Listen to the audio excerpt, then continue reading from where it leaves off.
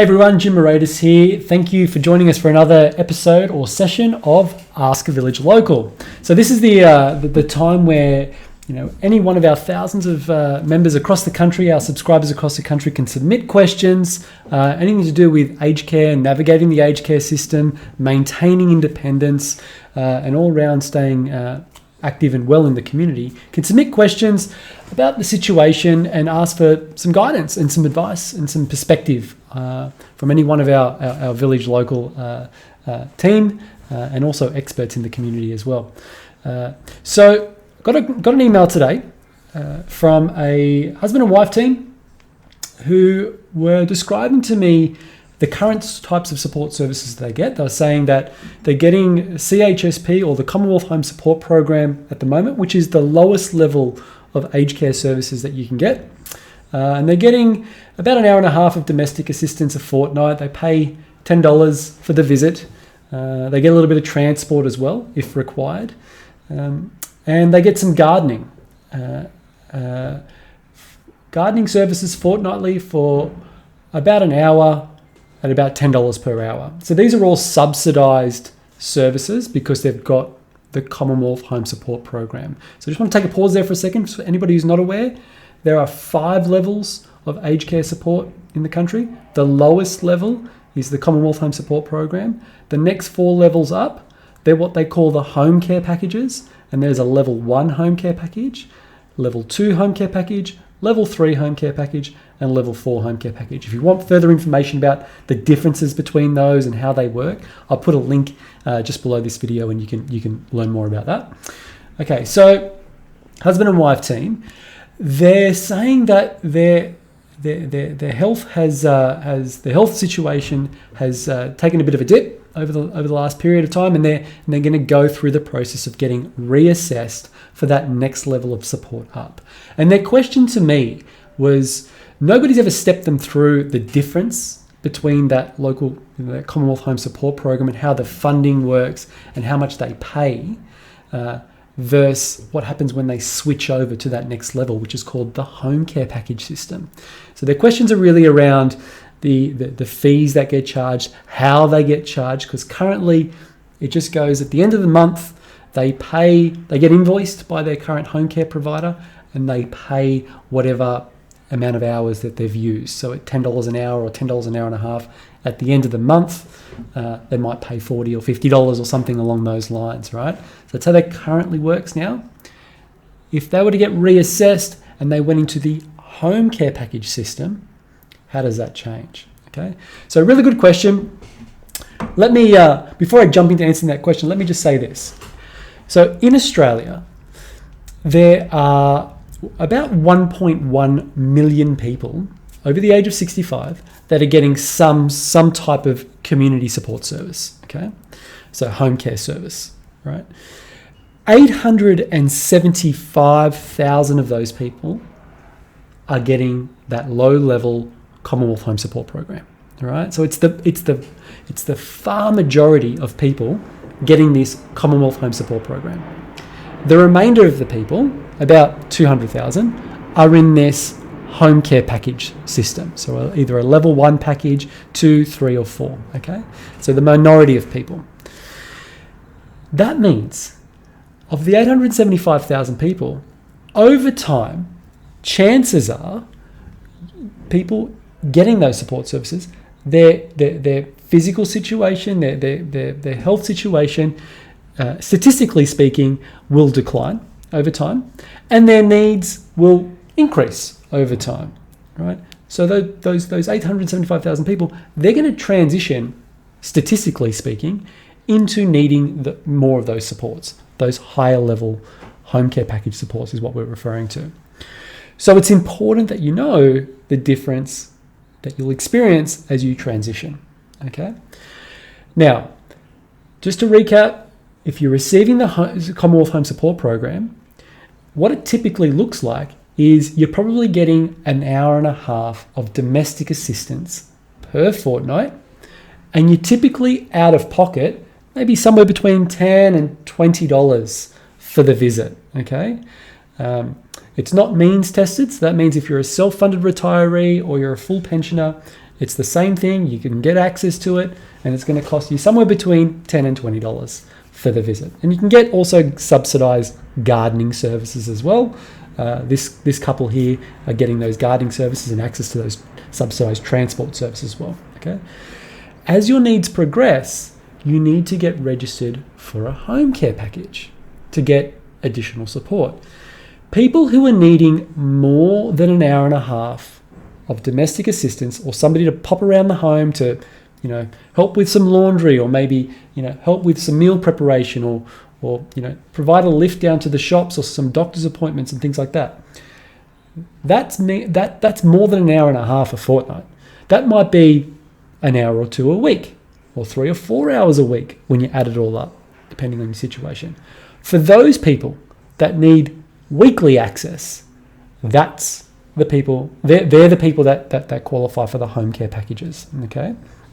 Now, a level 1 home care package, for those that typically gets you 2 to 3 hours of support per week. Okay. And what it does, the way it's managed, is instead of the government providing money to the home care provider, okay, so that's what's happening in the Commonwealth Home Support Program. The government, the federal government, is giving money to the home care organisation, a select few home care organisations across the country, and the government says, in the form of like a government grant, is saying to the provider, serve as many people in your community as possible with this money. Okay, so the consumer who's needing the services, they don't see any of this money. All they see is a subsidised, a cheaper rate to access that organisation's support workers. So instead of paying, the $40 or $50 an hour, that's typically the going rate, probably even more, $50 to $60 an hour actually, the going rate to have somebody come to your home and do some work for you. They're only paying $10 or $15, right? And that's because the government is giving that organisation money to make that price lower. Okay, so that's how the funding system kind of works in a very high level way for the Commonwealth Home Support Program. When people graduate into a home care package, that funding system process is different. Okay, so for those who go for a home care package, instead of the government giving the money to the organisation, what the government does is makes the money available in what used to be called a trust fund. It's in a little bit of a different structure right now, but it's, for all intents and purposes, it's the same thing.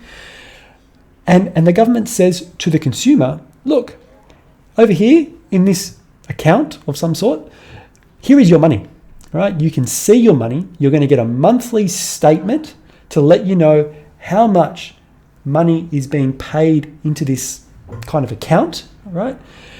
You get a monthly statement, and also that monthly statement will also let you know how much money you spent in the previous month on whatever services you chose to spend that money on. Somebody to come into the home to clean, a gardener to cut the grass, a plumber to fix the hot water system, whatever, right?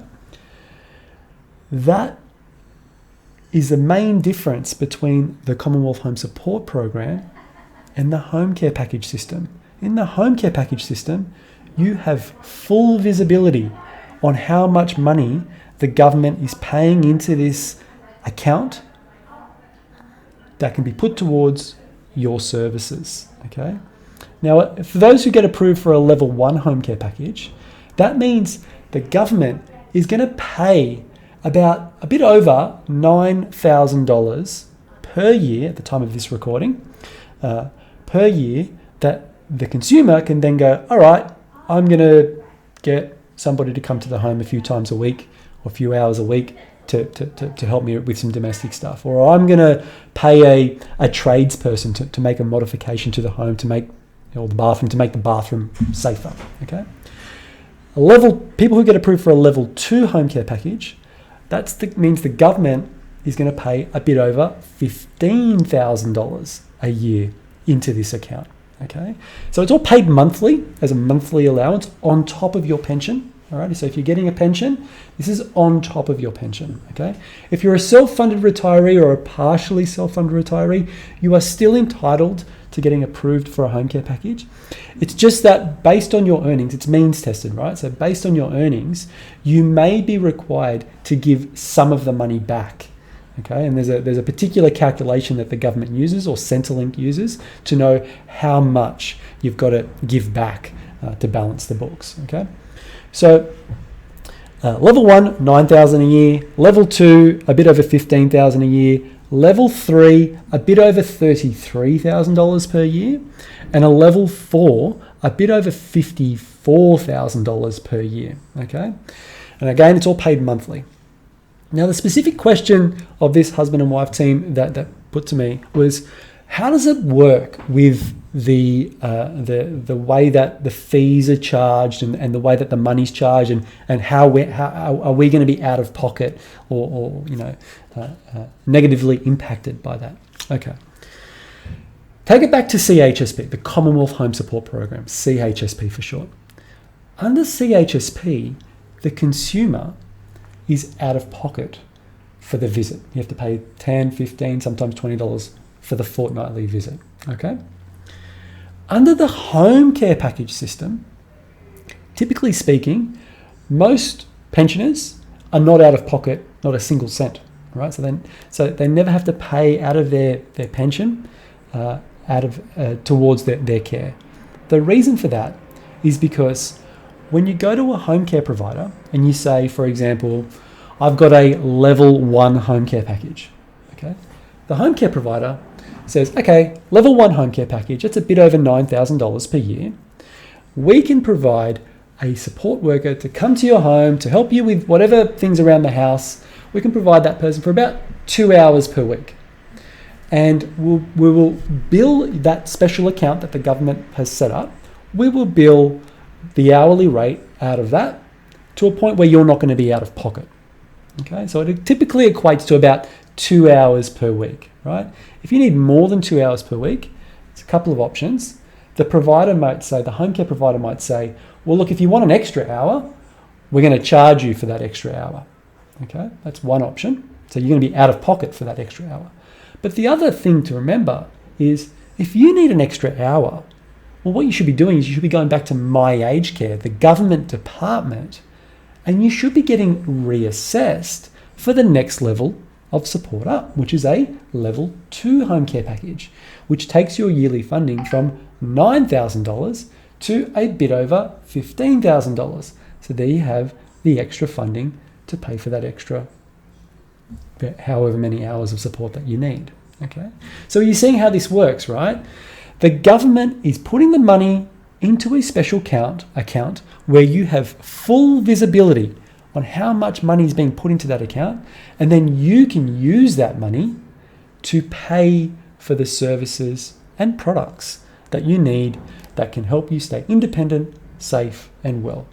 So at the end of the day, the thing to think about is, under the Commonwealth Home Support Program, everybody is out of pocket. Okay, you are going to spend money out of your personal bank account to pay these subsidised rates, being $10 or $20 an hour, depending whatever you get. But under a home care package, well, the majority of pensioners are not out of pocket at all. Okay, because all the money is being used from the home care package. Okay. What are the fees? That was another part of the question that this sort of husband and wife brought up. Let me just take a look. Only initial fee.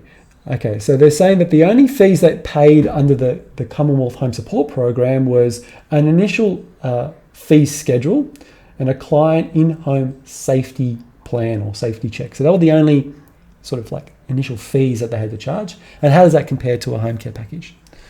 Okay, under a home care package, that home care organisation that you choose, and you can choose any home care organisation, you're not beholden to a particular one. There's a lot more choice as to what organisations you can go with. They may still charge you, we want to do a safety check and we want to put together a care plan and things like that. They may still, want to be reimbursed for that sort of thing. And they're a business, right? So they don't have staff for free, right? They need to pay wages, so they probably bill you for these things. But it's not coming out of your pocket. It's being charged against the home care package funding that the government has provided. So this is your money, right? The home care package funding is your money. So treat it like your money, but it's a different pool of money to your aged pension, the pension that you currently get. Okay, so this is additional money the government is going to give you, put into this special account, and you use that money to pay for services, right? There are three, while I'm on the topic, there are three ways a home care provider makes money. Okay, the majority of home care providers make money these three ways. The first way is through providing you or selling you hours of support. So they want their support workers to come to your home, and they will bill you an hourly rate, or bill your home care package funding an hourly rate for those support workers, right? So there's a profit margin there. That's part of the way they make money. Okay. The second major way that they make money is through the administration fees that they charge. Okay. So let me backtrack for 1 second.